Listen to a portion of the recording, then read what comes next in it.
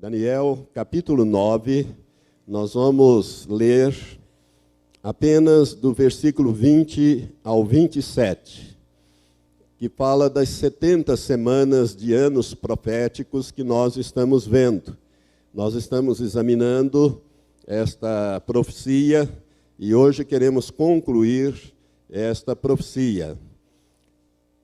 A partir do versículo 20 de Daniel, capítulo 9, nós lemos assim: Daniel está orando até o versículo 19, ele está fazendo a sua súplica, lançando a sua súplica diante de Deus, pedindo perdão para os seus pecados, para o pecado do povo de Israel. Ele já está aqui muito velho, já com quase 90 anos de idade, mas ele percebeu pela leitura da Bíblia, no livro de Jeremias, que o cativeiro da Babilônia iria durar apenas 70 anos e 68 já haviam decorrido. Então Daniel começa a orar a Deus.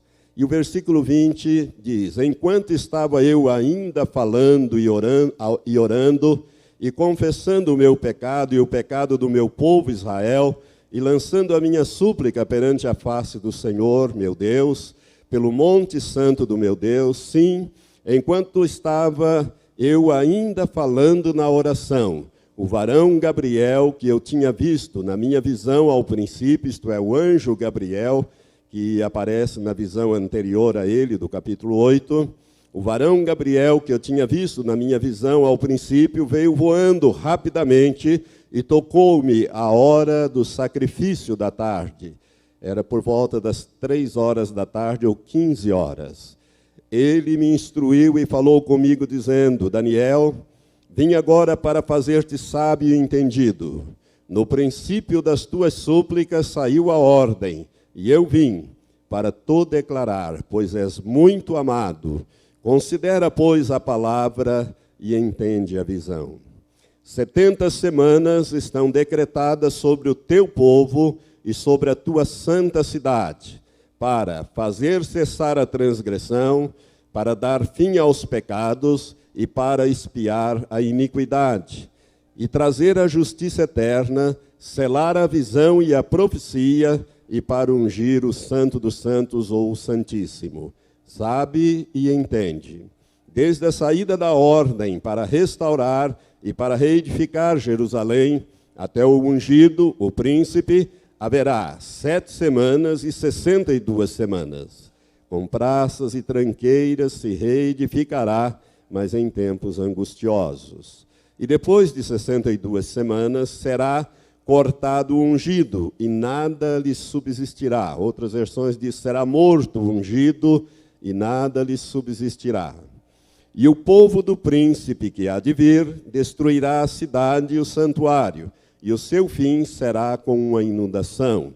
E até o fim haverá guerra, estão determinadas assolações. E ele aqui refere-se ao príncipe que há de vir, fará um pacto firme com muitos por uma semana, muitos judeus, que a profecia se refere aos judeus, por uma semana, semana de anos. E na metade da semana fará cessar o sacrifício e a oblação, e sobre a asa das abominações virá o assolador, e até a destruição determinada, a qual será derramada sobre o assolador. Que Deus abençoe esta palavra, o teu Espírito. Irmãos, nós já vimos quase que o total desta profecia. Nós paramos ali até o versículo 26, quando Jesus vai cumprir esta profecia.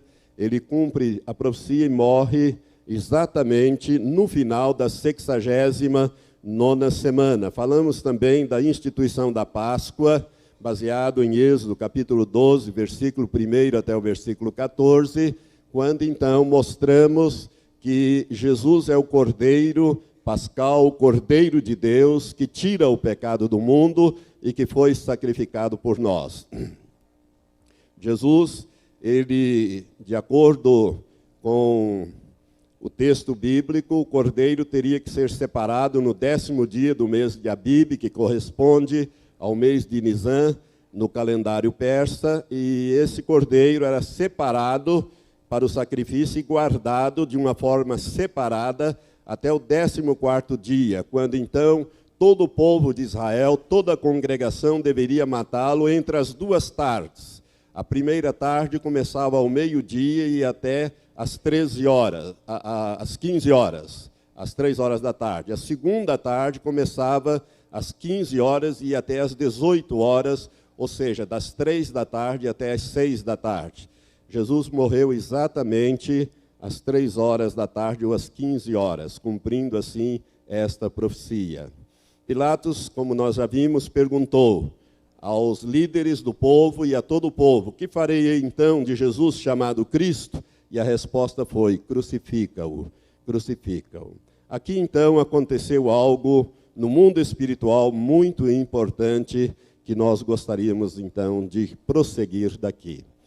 Nós vamos então pegar a última semana, ou a semana da crucificação, aquilo que aconteceu com o Senhor na semana da crucificação.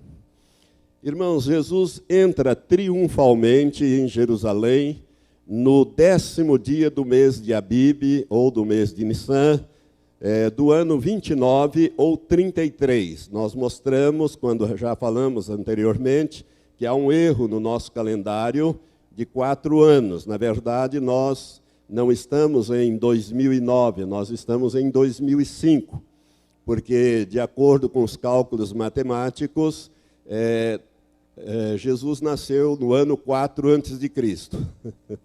Ou seja, ele teria nascido, na realidade, 4 anos antes dos cálculos feitos pelos que instituíram o atual calendário, o calendário gregoriano Dionísio Exíguo. Baseados nos cálculos desse matemático, que foram feitos esses cálculos, e há um erro ali de 4 anos, como nós já falamos.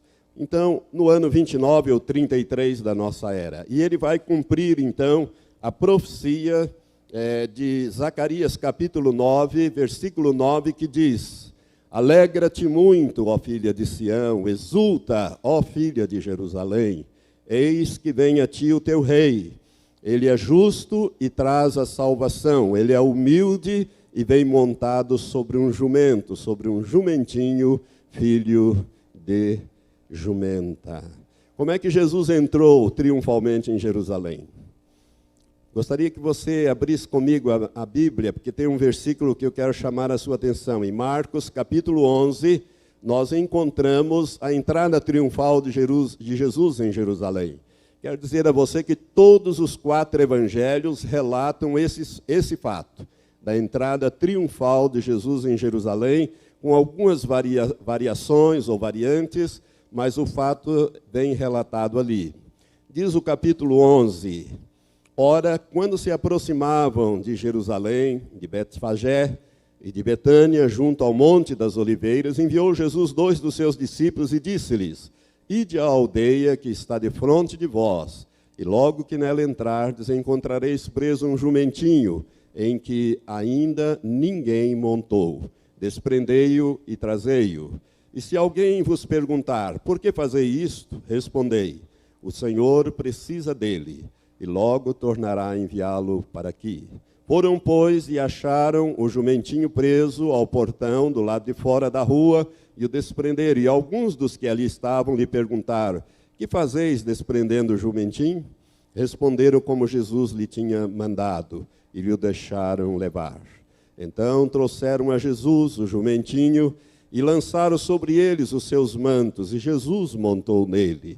Muitos também estenderam pelo caminho os seus mantos, e outros ramagens que tinham cortado nos campos.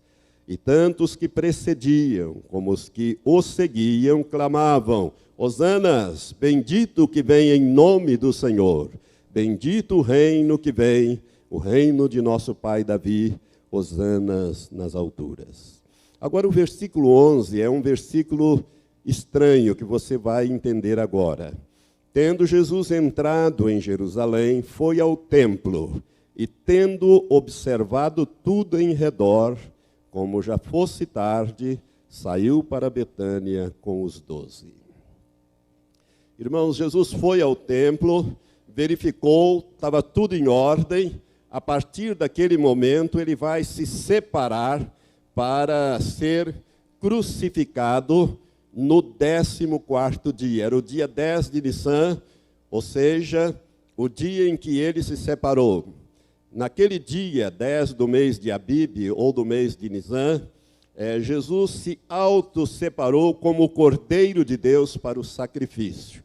É isso que esse texto, principalmente o versículo 11, nos esclarece. Jesus olhou, estava tudo em ordem, tudo pronto. A partir dali, o Senhor Jesus Cristo não se ausentou mais de Jerusalém.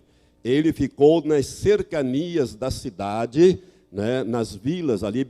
Betânia ficava a 3 quilômetros apenas da cidade, e ele então não se ausentou mais de Jerusalém. Ele se auto-separou como o Cordeiro de Deus para o sacrifício. É por isso que João Batista, olhando para Jesus, diz: eis aí o Cordeiro de Deus que tira o pecado do mundo. É interessante nós observarmos que os sacrifícios dos cordeiros antigos, na lei de Moisés, ele cobria o pecado. O sangue era derramado sobre o altar para cobrir o pecado daquela pessoa que oferecia o sacrifício. Mas quando Jesus ele derrama o seu sangue, a Bíblia diz que ele é o Cordeiro que tira o pecado, não que cobre, mas que remove o pecado, que muda a nossa natureza. Isso aconteceu no dia 10 de Abib. Jesus se separou para ser sacrificado no dia 14. E assim foi. Mais tarde, o Espírito Santo, inspirando o apóstolo Paulo na primeira carta aos Coríntios, capítulo 5, versículo 7, na última parte está escrito: porque Cristo, a nossa Páscoa, já foi sacrificado. Jesus foi o Cordeiro Pascal. Os irmãos se lembram lá que eu falei na última ministração que fizemos sobre este assunto, que o cordeiro tinha que ser sacrificado, assado ao fogo e comido por toda aquela família ou aquele grupo de famílias naquela noite, na noite em que o anjo da destruição passou sobre o Egito, e aonde ele não encontrou o sangue do cordeiro marcando a porta, ele entrou e destruiu os primogênitos. Mas aonde ele encontrou o sangue, ele passou por cima. Por isso, Cristo, a nossa Páscoa, já foi sacrificado. Jesus, ao entrar triunfalmente em Jerusalém, ele faz alguma coisa que apenas o evangelista Lucas registra. Vamos ver em Lucas capítulo 19, e você vai entender agora por que Jesus chorou sobre a cidade. Se você olhar, capítulo 19, versículos 28 a 40, fala exatamente da entrada triunfal de Jesus em Jerusalém. Desse texto que nós lemos agora há pouco em Marcos. Mas a partir do versículo 41, há um relato sobre Jesus chorando sobre a cidade. E diz aqui o versículo 41 de Lucas 19. E quando chegou perto e viu a cidade, chorou sobre ela. A cidade aqui é Jerusalém.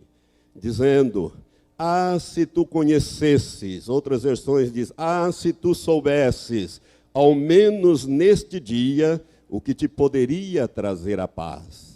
Mas agora isto está encoberto aos teus olhos, porque dias virão sobre ti, em que os teus inimigos te cercarão de trincheiras, e te sitiarão, e te apertarão de todos os lados, e te derribarão, a ti e aos teus filhos que dentro de ti estiverem, e não deixarão sobre ti pedra sobre pedra, porque não conhecestes o tempo da tua visitação. Irmãos, quando Jesus subiu a encosta do Monte das Oliveiras, e lá de cima ele viu a cidade de Jerusalém, eu estive nesse lugar, nós estivemos lá em 91, você vê toda a cidade de Jerusalém, a começar da esplanada do templo, onde estava o templo. Jesus, dali de cima, ele chorou sobre a cidade. Por que Jesus chorou? Porque Jesus se lembrou da profecia que nós estamos estudando, de Daniel capítulo 9.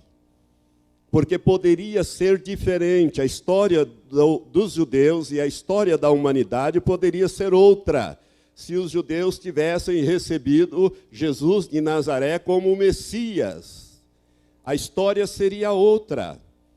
Irmãos, eu não sei como seria a história, nós não sabemos, isso é só Deus que poderia dizer, mas seria outra.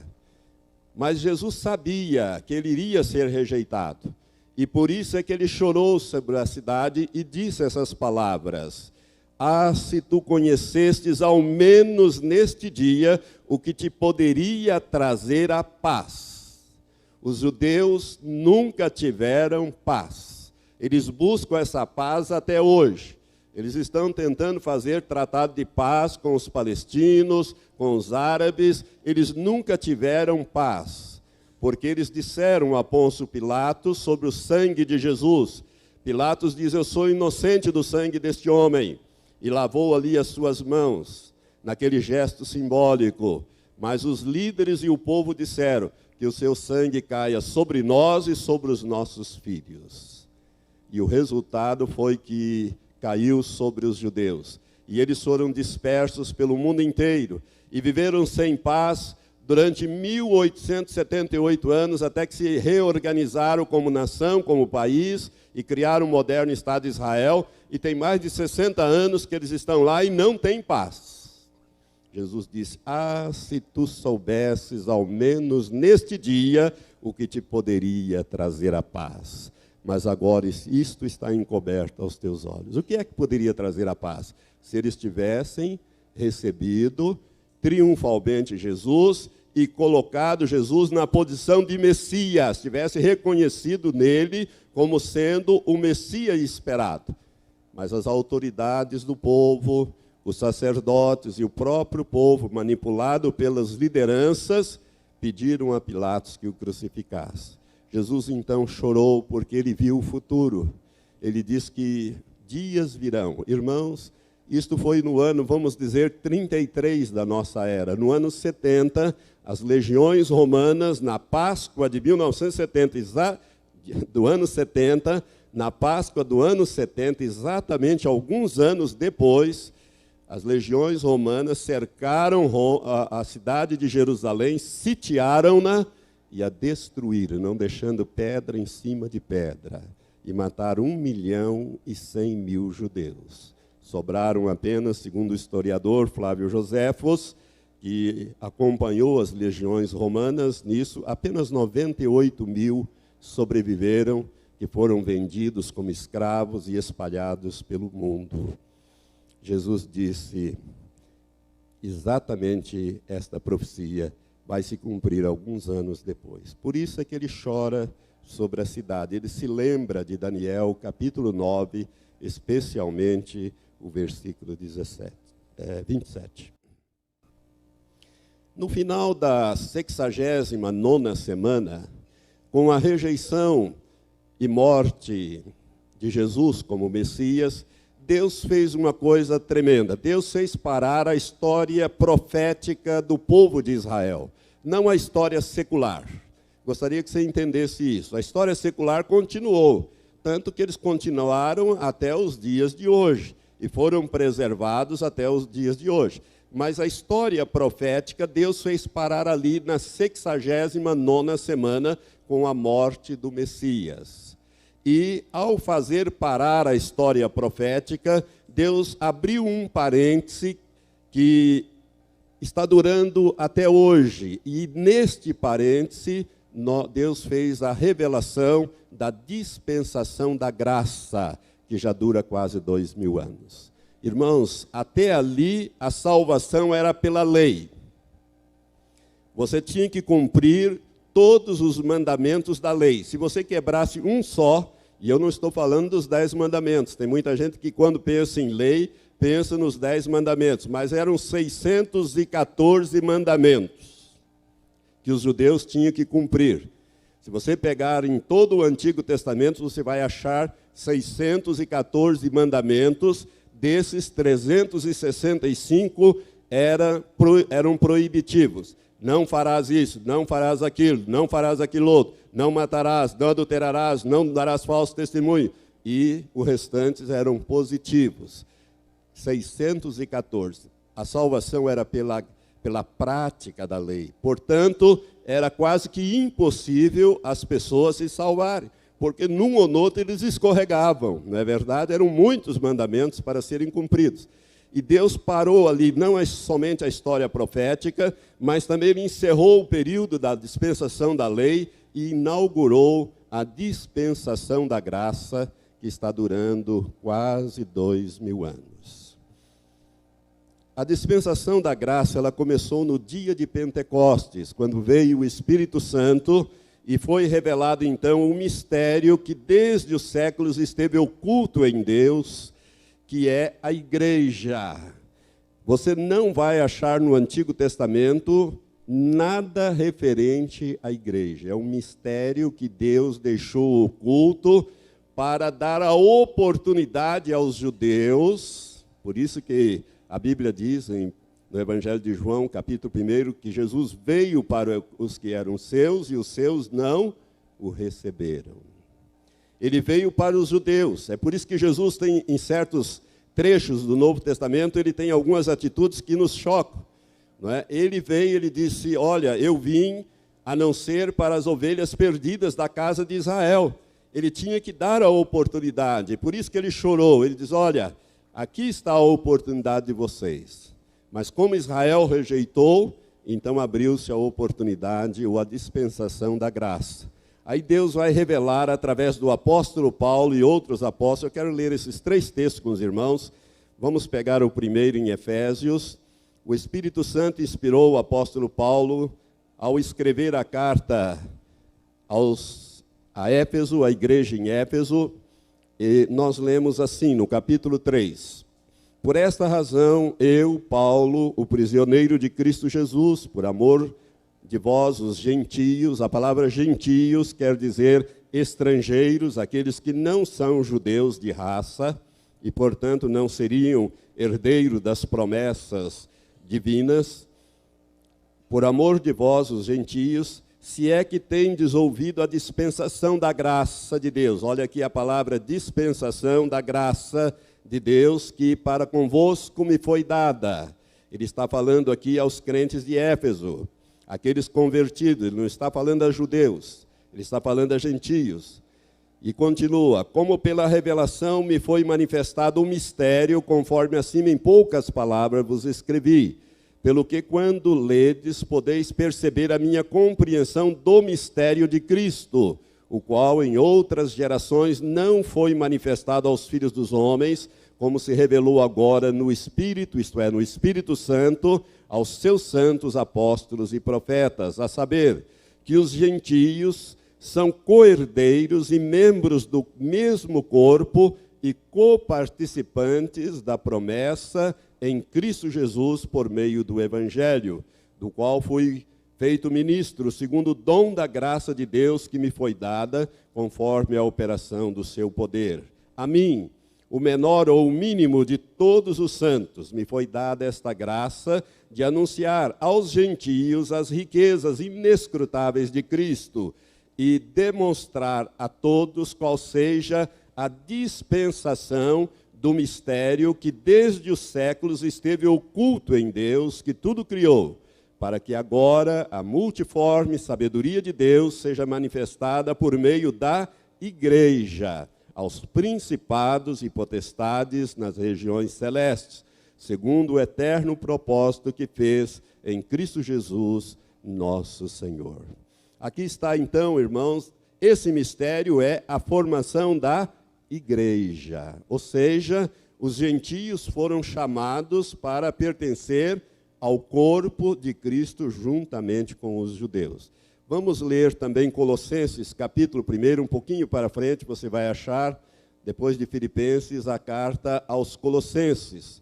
No capítulo 1, versículo 24 a 27, diz assim: agora me regozijo no meio dos meus sofrimentos por vós, e cumpro na minha carne o que resta das aflições de Cristo, por amor do seu corpo, que é a igreja, da qual fui constituído ministro, segundo a dispensação de Deus que me foi concedida para convosco, a fim de cumprir a palavra de Deus, o mistério que esteve oculto dos séculos e das gerações, mas agora foi manifestado aos seus santos, a quem Deus quis fazer conhecer quais são as riquezas da glória deste mistério entre os gentios, que é Cristo em vós, a esperança da glória. Diga assim, que é Cristo em mim, a esperança da glória. Sabe, irmãos, se os judeus não tivessem rejeitado Jesus, eu não seria como que os gentios, estrangeiros, iriam integrar. Deus haveria de fazer alguma coisa, mas aqui está o mistério, a formação da igreja, que é fruto da graça. Por quê? Porque Deus fez parar a história profética dos judeus, mas ficou uma semana de anos para trás, que ele vai ter que tratar com eles. E por último, volte um pouco em Romanos, você vai encontrar no último capítulo, capítulo 16, nós encontramos o apóstolo Paulo novamente recebendo do próprio Senhor esta revelação. Versículo 25 até o final diz assim: ora, àquele que é poderoso para vos confirmar, segundo o meu evangelho e a pregação de Jesus Cristo, conforme a revelação do mistério guardado em silêncio desde os tempos eternos, mas agora manifesto e por meio das escrituras proféticas, e está se referindo aqui a Daniel e outros textos, segundo o mandamento do Deus eterno, dado a conhecer a todas as nações para obediências da fé. Ao único Deus sábio seja dada glória por Jesus Cristo para todo sempre. E a igreja diga amém. Amém. Aqui está esse mistério. Esse mistério só foi revelado porque Jesus foi rejeitado como Messias de Israel naquela última semana. Na dispensação da graça, a salvação, tanto para os judeus como para os não-judeus, que são os gentios, é pela graça. Isso está bem claro em Efésios 2, versículo 8 e 9. Vamos ler juntos, está aqui, ali para você, mais fácil. Vamos ler juntos? Porque pela graça sois salvos por meio da fé. E isto não vem de vós, é dom de Deus. Não vem das obras para que ninguém se glorie. É pela graça. Graça é favor não merecido. Nós não merecíamos, mas Deus nos deu gratuitamente em Cristo a salvação. Por isso, amados, é importante nós entendermos isto, porque hoje, se um judeu quer ser salvo, ele tem que se converter e receber o sacrifício que Cristo fez na cruz do Calvário. A dispensação da graça. O período da graça, ou a dispensação da graça, está acabando. E quando isto acontecer, Deus voltará a tratar profeticamente com os judeus. Deus cuida daquele povo, irmãos. Deus cuida da sua herança. É por isso que eles são preservados. Mas profeticamente, lembre-se de que o anjo Gabriel diz: 70 semanas estão decretadas sobre o teu povo, né? Para fazer todas aquelas 6 coisas, que nenhuma delas aconteceu ainda. Por quê? Rejeitaram o Messias. Então, ficou uma semana para trás. E quando o período da graça estiver completo, esse parêntese que foi aberto vai ser fechado. E Deus volta a tratar com o povo judeu. Mas como nós sabemos disso, pastor? Dando início à 70ª e última semana dos anos proféticos, que é essa semana que ficou para trás. Como é que nós sabemos disso? Nós sabemos disso, irmãos, porque desde o século XIX, meados do século XIX, os judeus começaram a migrar para a terra da Palestina, para a terra prometida. Isto ainda lá por 1850 alguma coisa, foi criado um movimento sionista. Sião, sionista vem de Sião, Monte Sião, a volta à terra dos pais. E começaram a vir, com a Primeira Guerra Mundial, isso se intensificou mais. Os judeus começaram a ver que eles estavam sendo perseguidos em todos os lugares. E com a Segunda Guerra Mundial, então, isto ficou evidente para todos os judeus que eles precisariam de um país.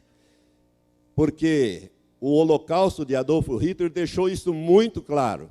Hitler foi um chicote nas mãos de Deus para trazer os judeus de volta para a Palestina, de volta para Israel, para fundar um moderno Estado de Israel. Israel é o país que mais recebe imigrantes no mundo. Nenhum país recebe tanto imigrantes como Israel. Os judeus estão ainda espalhados pelo mundo. Tem mais judeus fora de Israel do que dentro de Israel.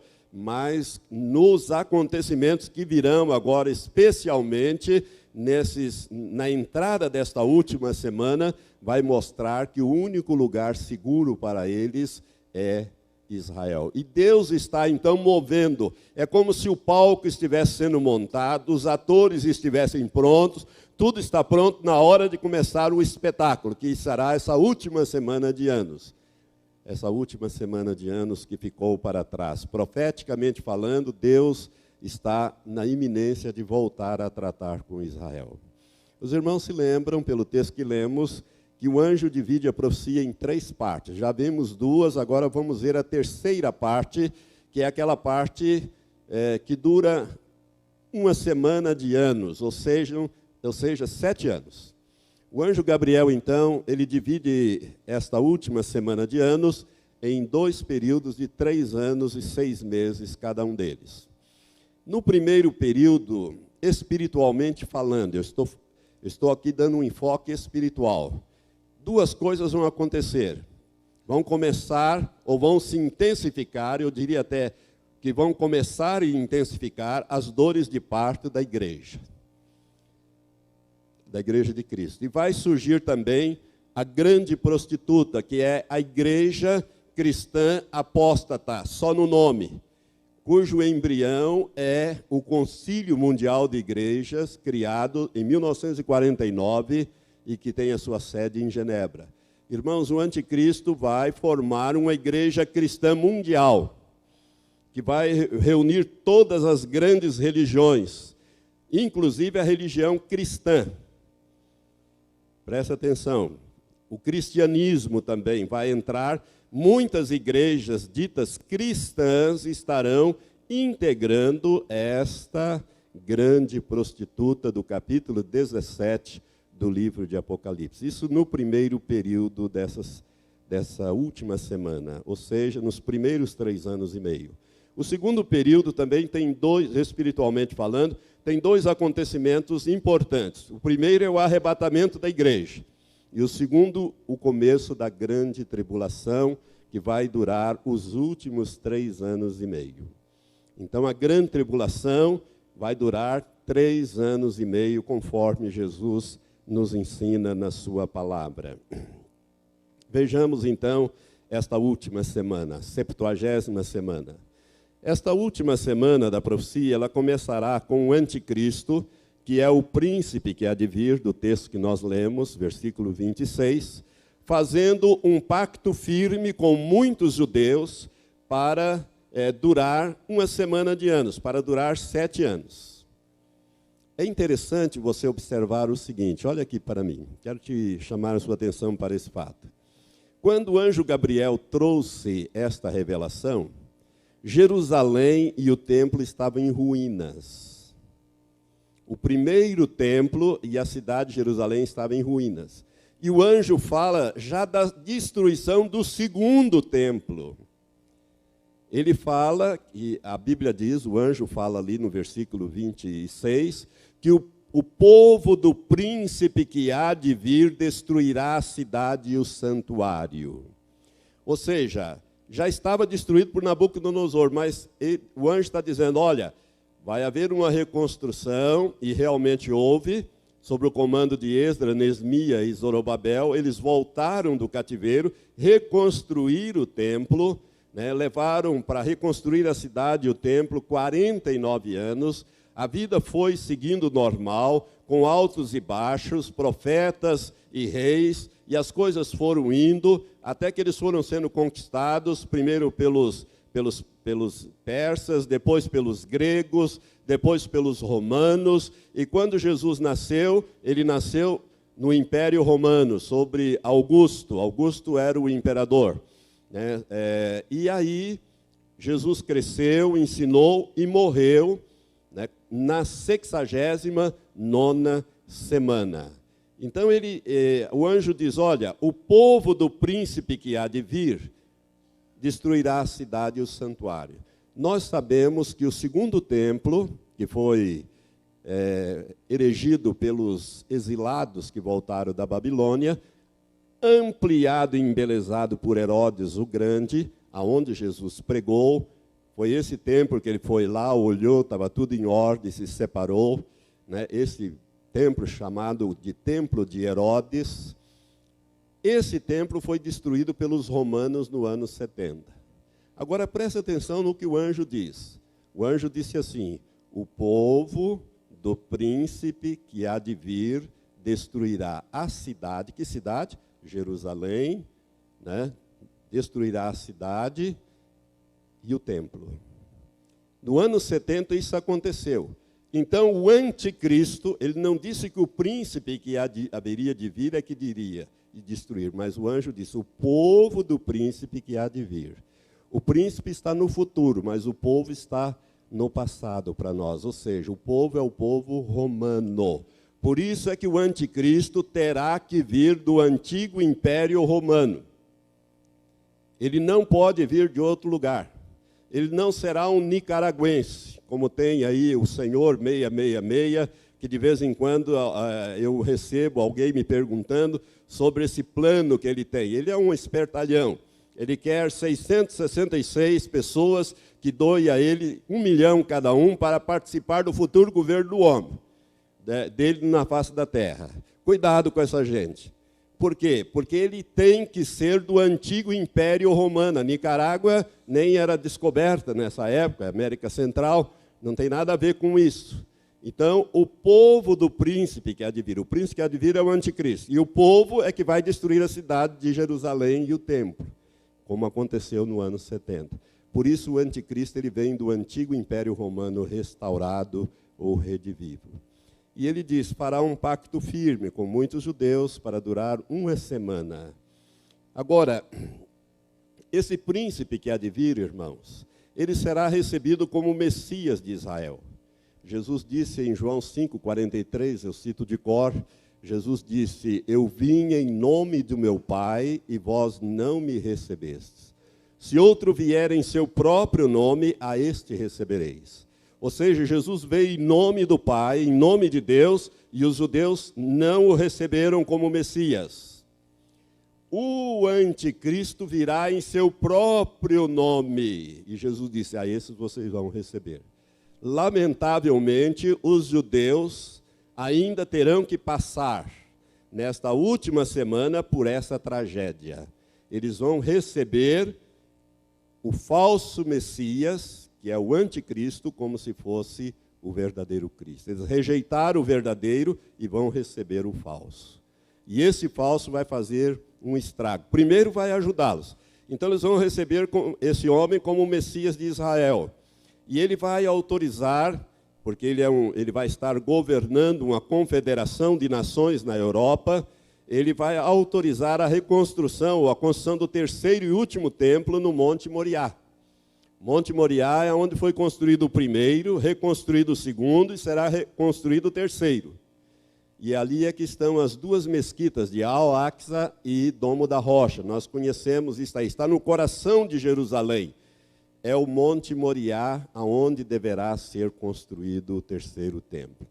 Irmãos, quando eu ministrei o ano passado sobre Gog e Magog, eu disse que provavelmente haverá uma guerra de Israel, com outros países árabes, e Jerusalém possivelmente poderá ser destruída. Eu não sei se será assim, se será um terremoto, como vai ser, mas aquelas duas mesquitas vão desaparecer para que possa ser reconstruído o terceiro templo. E tudo está pronto para a reconstrução do terceiro templo. Todo o material já está em Israel. As pedras foram lavradas na Califórnia e trazidas. Elas serão colocadas com encaixe. Tudo está pronto. As colunas estão prontas. As vestes sacerdotais estão prontas. Tudo está pronto. Em pouco tempo, alguns meses, o templo estará pronto e funcionando. até mesmo a chamada novilha vermelha, que dá início aos sacrifícios mosaicos da lei de Moisés, já está pronto, já está em Israel. Foi aperfeiçoado geneticamente este animal na Holanda e ele já está em Israel, a chamada novilha vermelha, que vai dar início a esse sacrifício. Tudo está pronto, as vestes sacerdotais. Apenas falta uma autorização, alguém que vai ter autoridade. Ao fazer esse tratado de paz e de proteção a Israel, para durar 7 anos, ele autorizará também a reconstrução do templo. Só que ele vai profanar esse templo no devido tempo. A primeira parte, então, desta última semana, o início, irmãos, desse período, o início desses 3 anos e meio, será também um período de sucesso para o governo do anticristo. Com a sabedoria de Satanás, tanto o anticristo como o falso profeta, eles começarão a resolver praticamente todas as crises do mundo. Esses 2 homens, eles são imortais. Quero já chamar a sua atenção. Depois eu vou falar, mais para frente, eu vou falar sobre o anticristo, né, e vou falar sobre o falso profeta. Mas eles vão resolver os problemas do mundo, porque hoje o que falta no mundo é uma espécie de liderança. Não sei se você ouviu, há poucos dias atrás o Papa editou uma encíclica, alguma coisa assim, que ele pede um governo unificado na mão de um homem para resolver os problemas do mundo. Vocês se lembram disso? Saiu na televisão, tem um material na internet, etc, etc. O mundo está clamando por um líder, e esse líder já está aí. O anticristo já está na terra. E ele é um homem especial, ele receberá o poder, a unção, ele receberá a autoridade de Satanás, a sabedoria de Satanás, e ele vai governar com poder total. E bilhões de pessoas vão seguir este homem. E olha, preste atenção, nós os cristãos, nascidos de novo, eu estou falando cristãos nascidos de novo, de toda e qualquer religião cristã, desde que seja nascido de novo, nós vamos se ver muito mal. Por quê? Porque quando o anticristo assumir, a igreja estará aqui na terra. Eu vou mostrar isso daqui um pouquinho. E eu quero dizer para os irmãos o seguinte: imagine um homem que se apresente com autoridade e poder e diga assim: vou resolver esse problema da criminalidade. Vou acabar com a droga no mundo. E com a droga, com o comércio da droga, quando você acabar com o comércio da droga, você acaba com toda essa criminalidade que está por aí. Como é que se faz isso, pastor? Simples. Já está pronto. Eu vou mostrar quando eu falar sobre o anticristo. Um chipzinho que é implantado no dorso da mão ou na testa, uma bateria de lítio, e ninguém pode comprar ou vender se não tiver este chip. Só compra e vende. Agora, o que vai acontecer com os traficantes? Não vai ter mais dinheiro. Dinheiro vai perder o valor. O anticristo vai decretar que ninguém mais pode usar dinheiro. O dinheiro perde o valor. Então, os traficantes não têm como comprar. Os usuários não têm como comprar e o traficante vai vender como? A droga. Porque não vai ter uma empresa lá que vai vender droga que você possa passar no scanner, né, a sua testa ou a sua mão e pedir lá tantos gramas de cocaína, tantos gramas de heroína, isso, mais aquilo. Não vai ter venda de droga. Não vai ter lavagem de dinheiro. Não, irmãos, vai ser uma maravilha. As pessoas vão se encantar. E o que tem colocar uma marquinha? Isto a igreja ainda está na terra. Não será obrigatório, mas nós seremos ridicularizados, nós seremos retrógrados, nós seremos até perseguidos por não aceitar esse novo avanço tecnológico. Para acabar, nós vamos ser contra acabar com o tráfico de drogas, nós vamos ser acusados disso. Você está percebendo aonde a coisa vai chegar? Não vai haver mais dinheiro, nem cartão de crédito, porque cartão de crédito a pessoa rouba, ou pega, o bandido pega e faz você ir lá e sacar com a sua senha. Não tem senha, passa ali num visor óptico que faz a leitura e você compra o que quiser, debita e credita naquelas contas. Então vai ser desse jeito. Então ele vai resolver esses problemas de crise. Esse período, irmãos, a primeira parte dessa 70 semana, ou da 70ª semana, será também um período de grande mover do Espírito Santo sobre a igreja. A igreja vai receber esse derramar do Espírito Santo sobre os santos, né, para operar grandes sinais e maravilhas. Mas vai ser, então, o grande período da colheita. Em contrapartida, você vai ver que haverá também grande apostasia. É uma coisa que corre junto. O derramar do Espírito Santo e a apostasia. Principalmente aqueles que estão vindo à igreja ou comprometendo apenas com bênçãos. E não com o Senhor. Vão seguir o anticristo. Irmãos, vai ter um período, então, de grande avivamento, grandes sinais, grandes maravilhas operado pela igreja. Nesses primeiros 3 anos e 6 meses iniciais, 1260 dias ou 42 meses, as dores de parto se intensificarão para a igreja. Como eu falei, será, então, um período de preparação da igreja através da santificação, sem a qual ninguém verá o Senhor. Nós teremos que nos santificar e consagrar a Deus e depender 100% de Deus para esse período.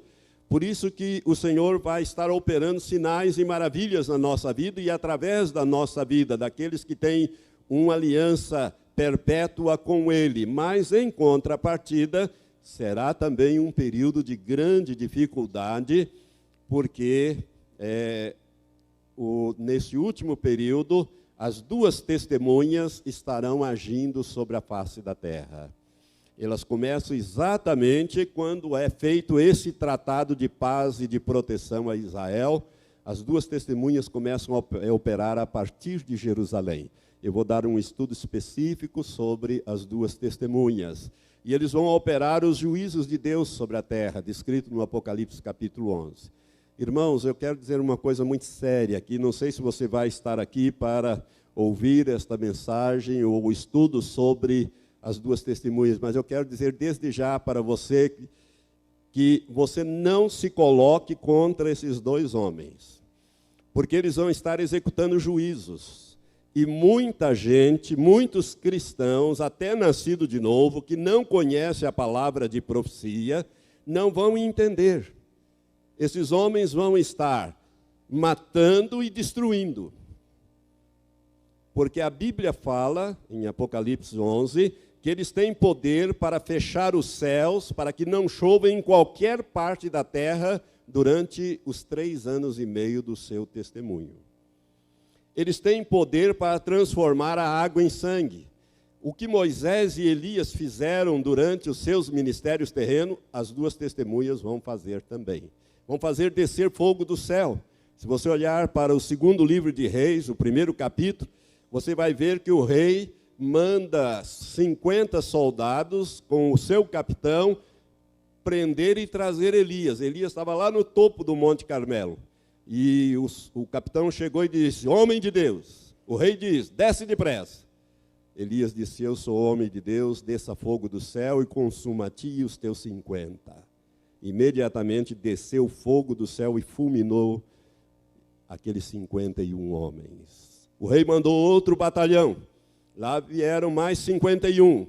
E o comandante diz: homem de Deus. O rei diz: desce depressa. Elias repete, disse: eu sou homem de Deus, desça fogo do céu e sobre ti e sobre os teus 50 e te consuma. Fogo desceu e consumiu. 102 cadáveres tinha ali. O rei mandou um 3º batalhão e esse comandante se ajoelhou e disse: homem de Deus, seja precioso diante dos teus olhos a minha vida e a vida desses 50 homens que estão comigo. Mas o rei diz: desce depressa. E o anjo disse a Elias: pode ir com ele, não tenha medo. Irmãos, uma das 2 testemunhas fará o ministério de Elias, e outra das outras testemunhas, o ministério de Moisés. Então vai ser uma mortandade, vai ser uma destruição, será uma confusão no mundo. Isso começa em Jerusalém, e eu quero dizer para vocês que essas duas testemunhas serão verdadeiras pedras no sapato do anticristo e do falso profeta. À medida em que eles vão ganhando, vamos assim, conhecimento, as coisas começam a acontecer, as duas testemunhas serão como verdadeiras pedras no sapato. Você já andou com pedras no sapato? É difícil, né? Te incomoda, você para em qualquer lugar, arranca o sapato e tira a pedrinha dali. Imagine duas pedras grandes no teu sapato, uma no do anticristo e outra no falso profeta, né? Até que o anticristo, então, no final desses 3 anos e meio que dura o ministério das duas testemunhas, que é o primeiro período dos 3 anos e meio, ele derrota essas duas testemunhas, as mata e não deixa sepultá-las. Elas vão ficar expostas na grande praça em Jerusalém, e o mundo inteiro verá os seus cadáveres pelas câmeras de televisão, via satélite, ao vivo e a cores. Irmãos, quando o Apocalipse foi dado, como que isso ia acontecer? Mas a tecnologia se desenvolveu para acontecer nos nossos dias. Você está entendendo? O mundo inteiro, durante 3 dias e meio, verão aqueles corpos insepultos. E a Bíblia diz que toda a terra se maravilhará seguindo a besta. E vão dizer assim, quem poderá batalhar contra a besta? Quem é a besta? O anticristo. É nesse momento que ele vai profanar o santuário e exigir adoração, e vai começar a grande tribulação.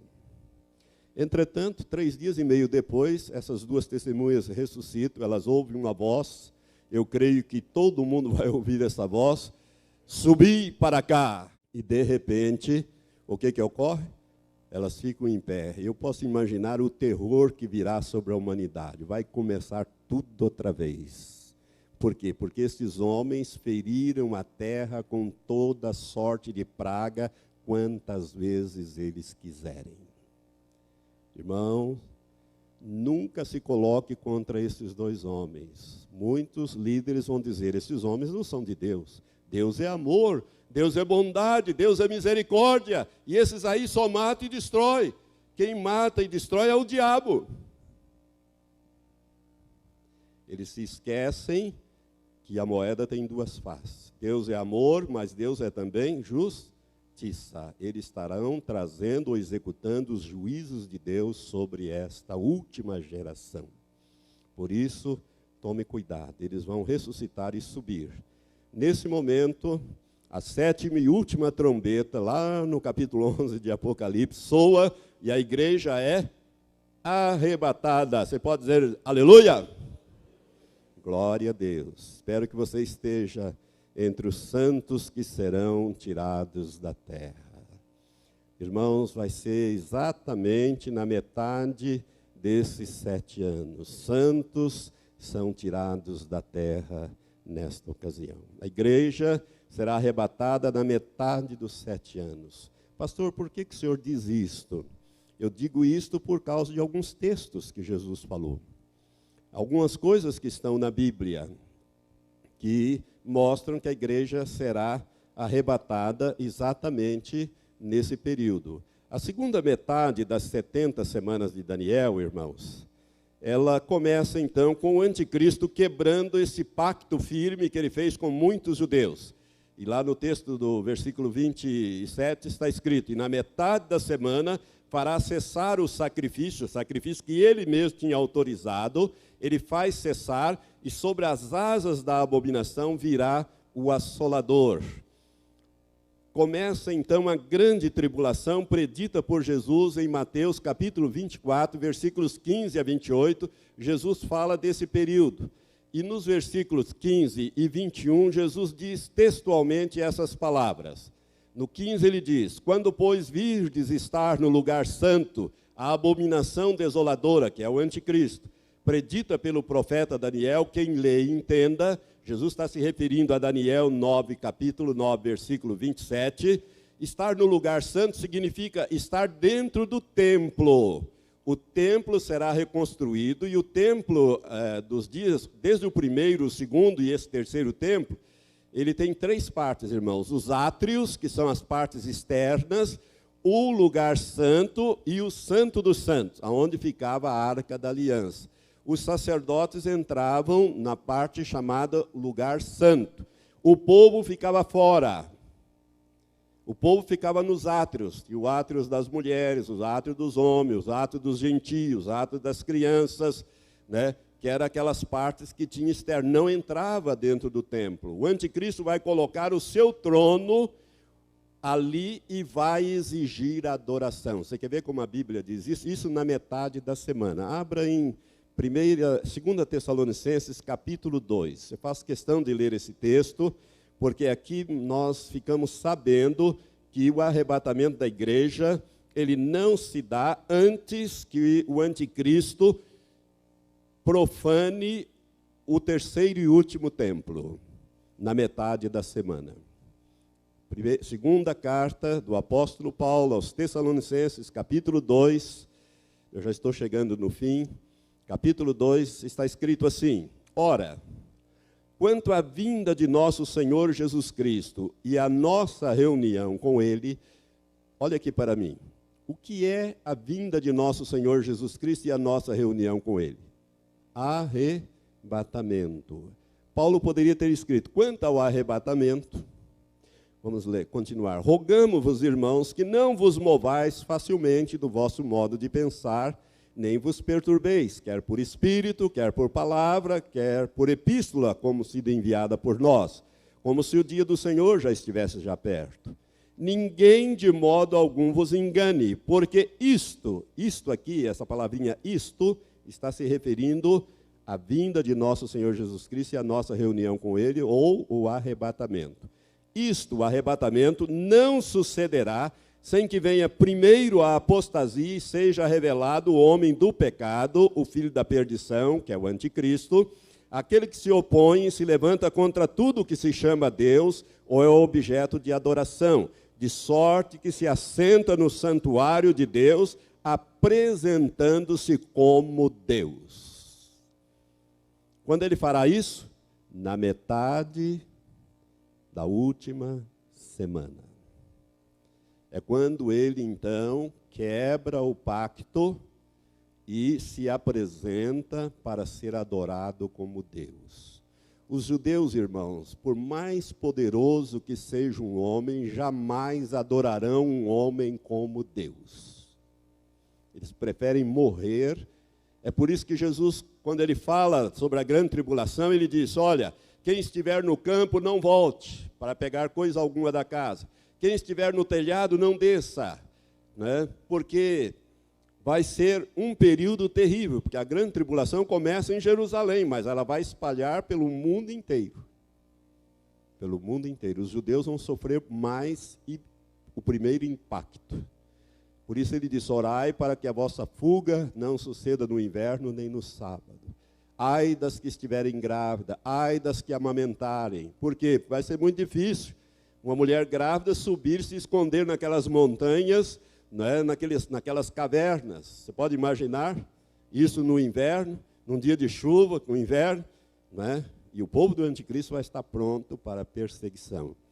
Então, Jesus fala, né, quando virdes estar no lugar santo, a abominação da desolação, ou desoladora, predita pelo profeta Daniel, quem lê entenda, porque então haverá, diz o versículo seguinte, porque haverá então uma tribulação tão grande como nunca houve desde o princípio do mundo até agora, nem jamais haverá. Outras versões diz desde que há homem sobre a face da terra. Quando é que começa?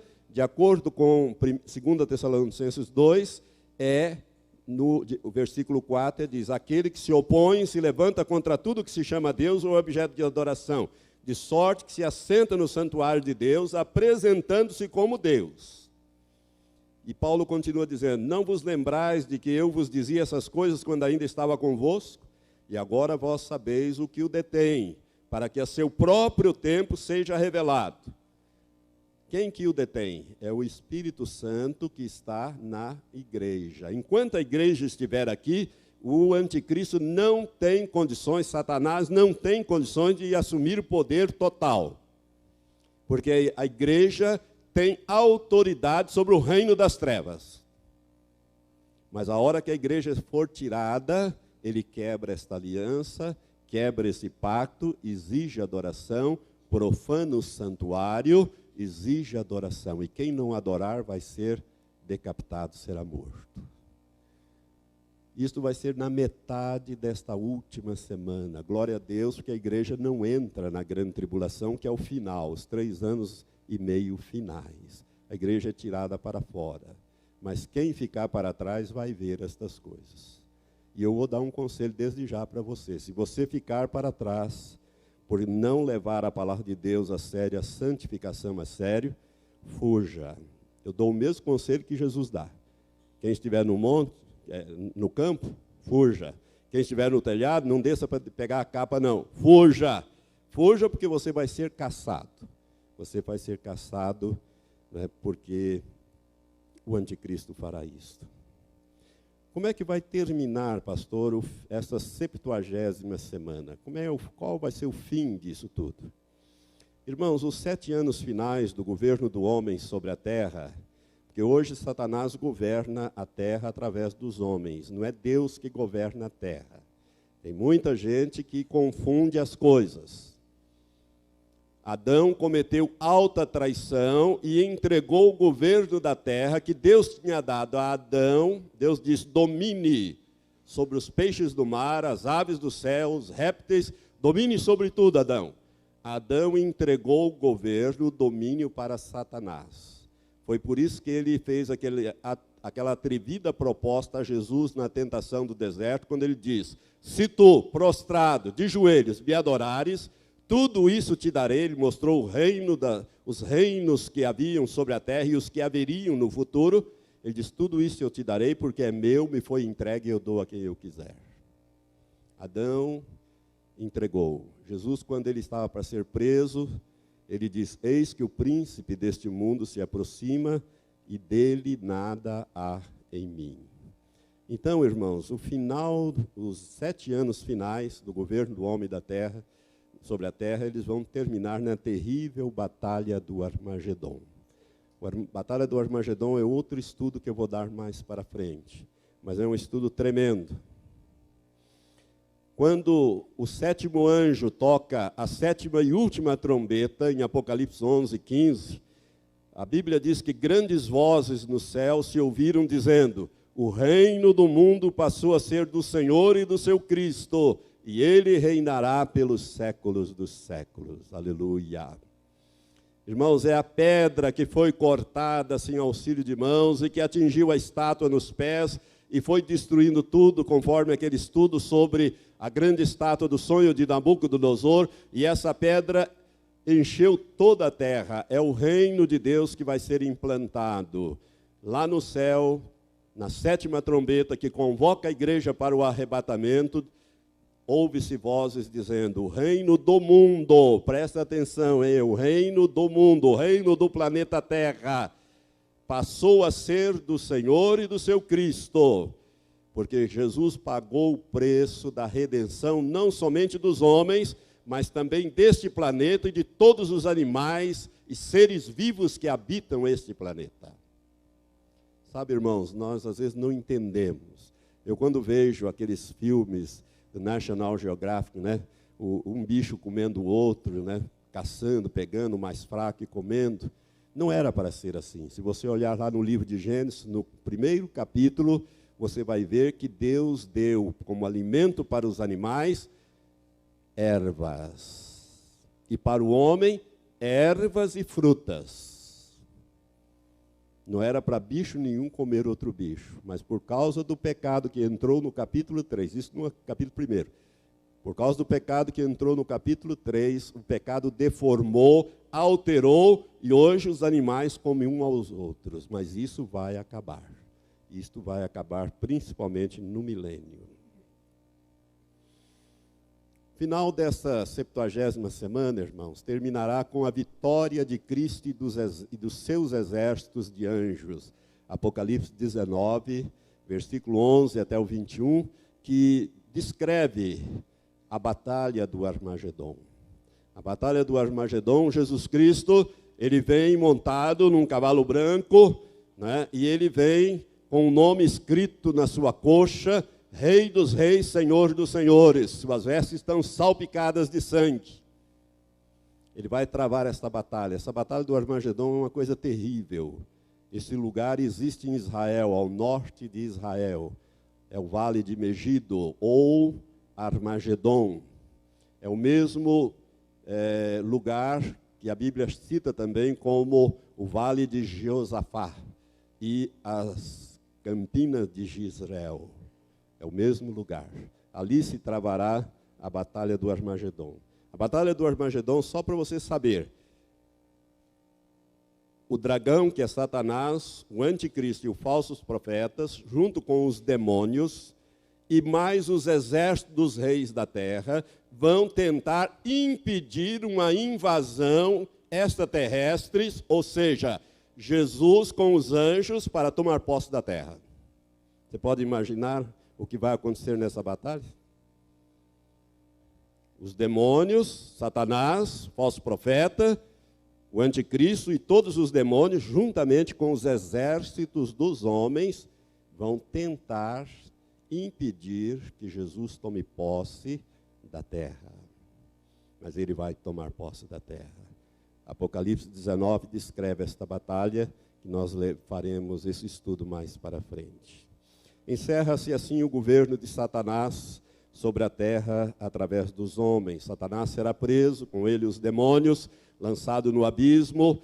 O anticristo e o falso profeta serão presos e lançados vivos no lago que arde com fogo e enxofre. E todos os exércitos dos homens serão, todos os homens que pertencerem a esses exércitos serão mortos. Serão mortos. Milhões e milhões de soldados perderão a vida na batalha do Armagedon. Inaugura-se o reino de Deus sobre a terra, aleluia. É o milênio. Por isso que Jesus nos ensinou a orar. Pai nosso que está nos céus. O que ele disse? Venha o teu reino. Seja feita a tua vontade, assim na terra como ela é feita no céu. No céu não tem problema. A vontade de Deus é plenamente feita, mas na terra não. Na terra é feita a vontade de Satanás, a vontade dos homens, egoístas, mas não a vontade de Deus. Porque se a vontade de Deus fosse feita na terra, este mundo não estaria como está. Apenas naqueles que nasceram de novo é que a vontade de Deus prevalece, não é verdade? E deve ser assim, sobre esses que nasceram de novo. Mas o mundo jaz no maligno. Mas o reino de Deus vai ser implantado. De Sião sairá a lei e de Jerusalém a palavra do Senhor. E a Bíblia diz que a terra se encherá. Assim como as águas cobrem o mar, a terra se encherá da palavra do Senhor. Irmãos, será outra coisa. É o estudo do milênio que nós vamos fazer bem no final, um estudo glorioso. Nós podemos dizer Maranata? Maranata. Esta palavra no aramaico se escreve assim, Maranata, ou Maranata. E é traduzido na Bíblia como, ora vem, Senhor Jesus. Ora vem, Senhor Jesus. É uma expressão da alma, mas uma tradução melhor seria, nosso Senhor, venha. É como se a igreja estivesse clamando no meio daquela dificuldade, nosso Senhor, venha, nosso Senhor, venha, Maranata, Maranata. Maranata significa, nosso Senhor, venha.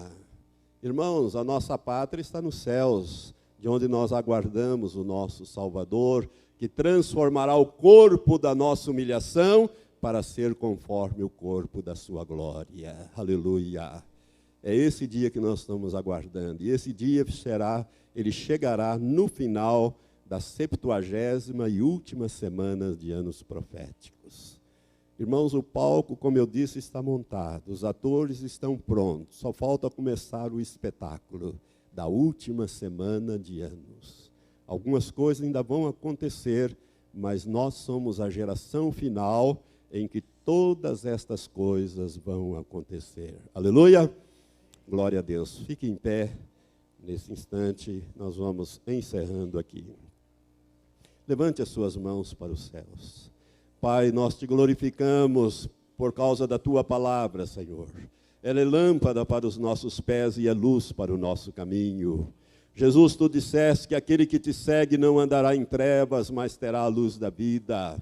E nós te seguimos, e nós sabemos, ó Pai, o que vai acontecer. Os homens ímpios não sabem, eles não sabem de coisa nenhuma, são como cegos tateando, mas a tua palavra nos revela as coisas que em breve vão acontecer, para que nós nos preparemos, ó Pai, para que façamos a tua obra, Jesus, enquanto é dia, porque vai chegar a noite quando ninguém mais vai poder trabalhar. Ó Deus, eu quero te pedir, desperta a tua igreja em todos os quadrantes da terra, Pai, para que a tua igreja, Senhor, viva uma vida de santidade, de compromisso, e que nós sejamos cartas vivas, Senhor, pedras vivas, ó Pai, que as pessoas queiram saber o que nós temos de diferente, por que somos assim, abrindo-nos a oportunidade de testemunhar os feitos do Senhor na nossa vida. Limpa a tua igreja, Senhor, lava pela palavra a tua igreja e prepara os teus santos para o arrebatamento. A nossa oração é Maranata. Ó Senhor, vem logo, Senhor. Nosso Senhor, venha. É a nossa súplica em nome de Jesus. Amém, amém, amém. Graças a Deus.